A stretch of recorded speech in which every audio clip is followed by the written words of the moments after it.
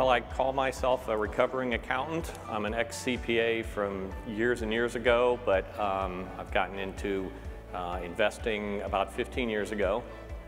Joined the local RIA group that I'm a big fan or proponent of the local RIAs. Partnered up with two other no-RIA members on my first deal. Got involved pretty quickly, not to get into details, but with a 1031 exchange and took advantage of things like that.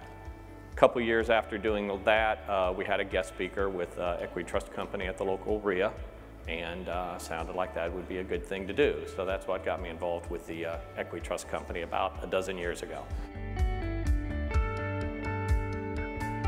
It came about because I got a phone call from a full-time friend and part-time partner, Sean Tenafos, who's hiding out here somewhere in the crowd, but he had ran across a deal with a wholesaler, which was a deal of the century, and we looked at it. My wife and I went down, looked at the property.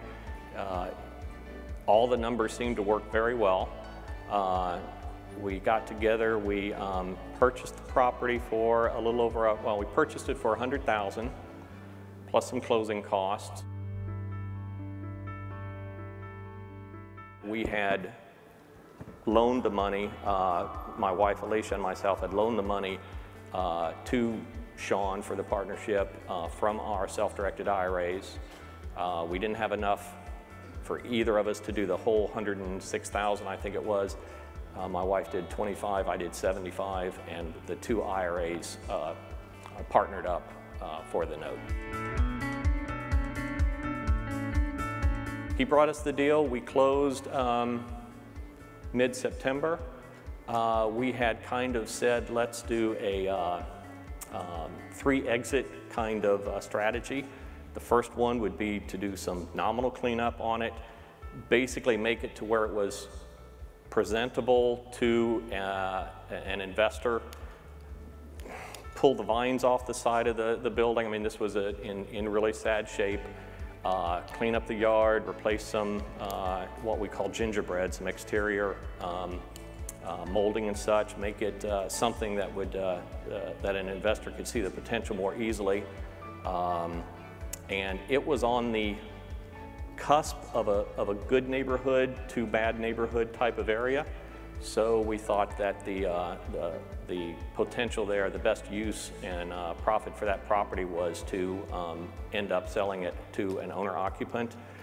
That was our other exit strategy, and the one we ended up with was to re-wholesale it, I guess would be a term. We sold it to a person who then did a very top-end renovation for it, and separated it into two fee simple owned townhouses, and sold them to owner occupants at retail. So wow. Everybody along the chain made a nice hunk of change on it.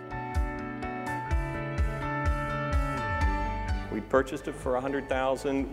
We literally spent $2,000 or $3,000 on getting stuff out of it, pulling the vines off, getting the weeds knocked down, replacing some of the exterior on it, and then Sean, again, I was mostly the money man on it. He had arranged with a real estate agent to, how much should we ask for this as is?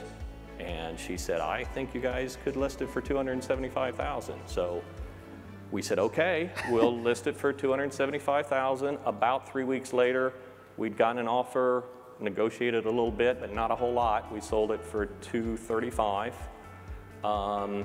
After some closing costs and carrying costs and things like that, we ended up netting about $114,000.